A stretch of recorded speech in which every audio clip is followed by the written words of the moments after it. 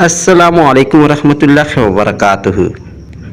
दोस्तों, जब कभी आपको लगे कि आपके ऊपर या आपके परिवार के ऊपर किसी ने कोई जादू टोना, काला तंत्र मंत्र या तावीज़ात करा दिया है या कोई वजीफ़ा कर दिया है जिसकी वजह से आप या आपके घर में कोई बीमार हो, कोई परेशान हो या किसी मुसीबत में मुब्तला हो या तबाही और बर्बादी ने आखिर के घेर रखा हो या फिर कारोबारी बंदिशें आपको परेशान कर रही हों।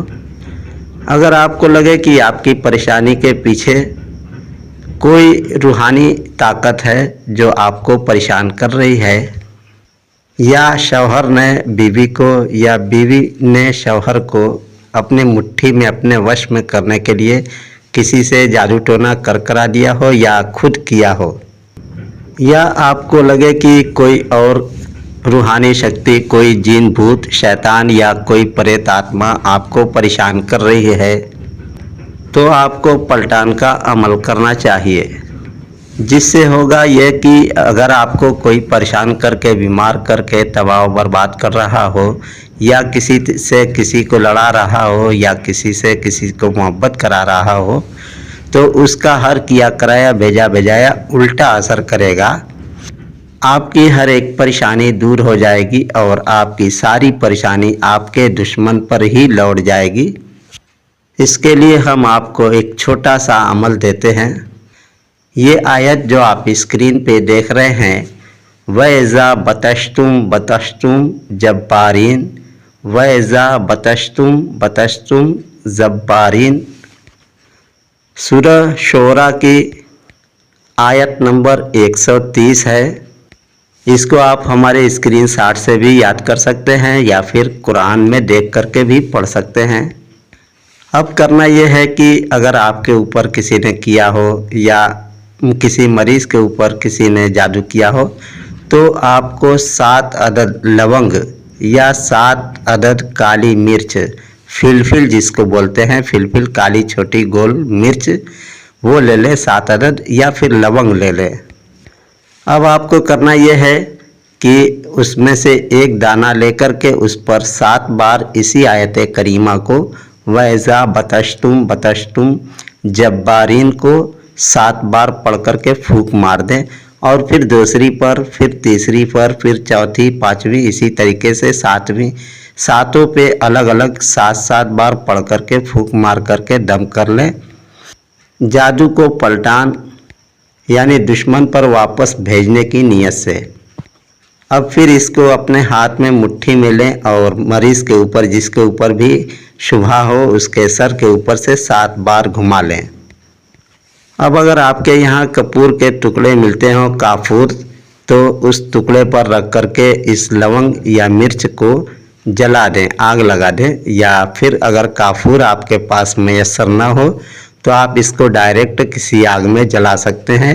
जो भी जादू टोना होगा फौरन जादूगर पर लौट जाएगा या जिसने भी कराया है उसके ऊपर चला जाएगा। अब इस आयत करीमा को 1 बोतल पानी ले लें और उस पर 111 बार पढ़ें, और 111 बार पढ़ करके पानी पर फूंक मार दें, और नीयत भी जादू पलटने की ही होनी चाहिए। फिर उस पानी को सुबह शाम मरीज़ को पीने के लिए हिदायत करें, और इस पानी का इस्तेमाल 11 रोज़ तक रहेगा।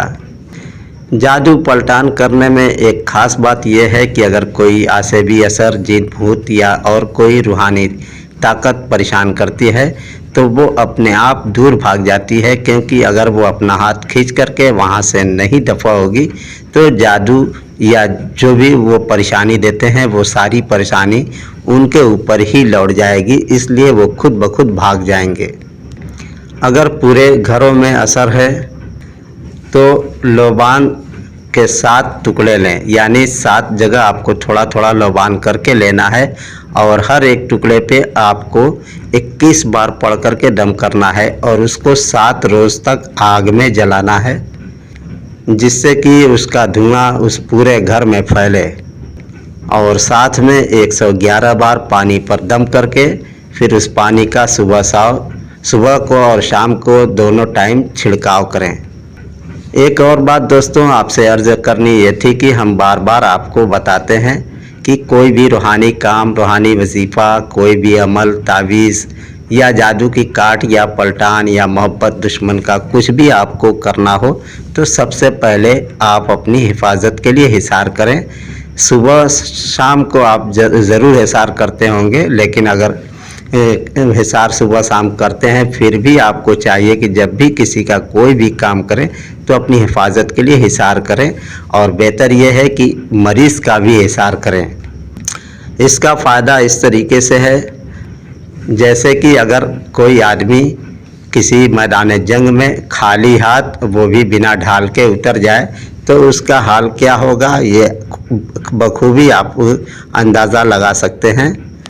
उसी तरीके से आप हिसार करके करेंगे तो आप अपने जादू जो भी आपको करना है, जादू का टोड़ी या मोहब्बत का अमल, तो अगर जिसके ऊपर से कुछ करना चाहते हैं, हो सकता है कि उस चीज़ की या उस आदमी की कोई चीज़ हिफाजत करती हो, तो अगर आपने हिसार लगाया है तो आप उसके हिसार से बच जाएंगे। अक्सर आपने देखा होगा कि शुरू में जो भी अमल हम करते हैं तो अमल में बहुत ज़्यादा कामयाबी और तासीर ज़ाहिर होती है, लेकिन धीरे धीरे मालूम होता है कि उस पर किसी ने बंदिश लगा दिया है। तो हम ये सोचते हैं कि हमारे अमल को शायद किसी ने बांध दिया है, जबकि हम उससे बराबर काम लेते रहते हैं बिना हिसार के।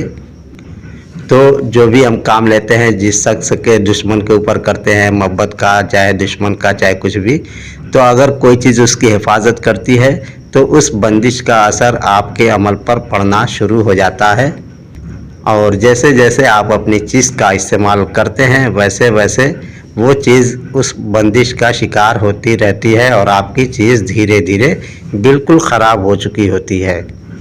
तो बेहतर यह है कि आप खुद अपनी हिफाजत का, अपनी चीज़ का हिसार के ज़रिए से हिफाजत करें।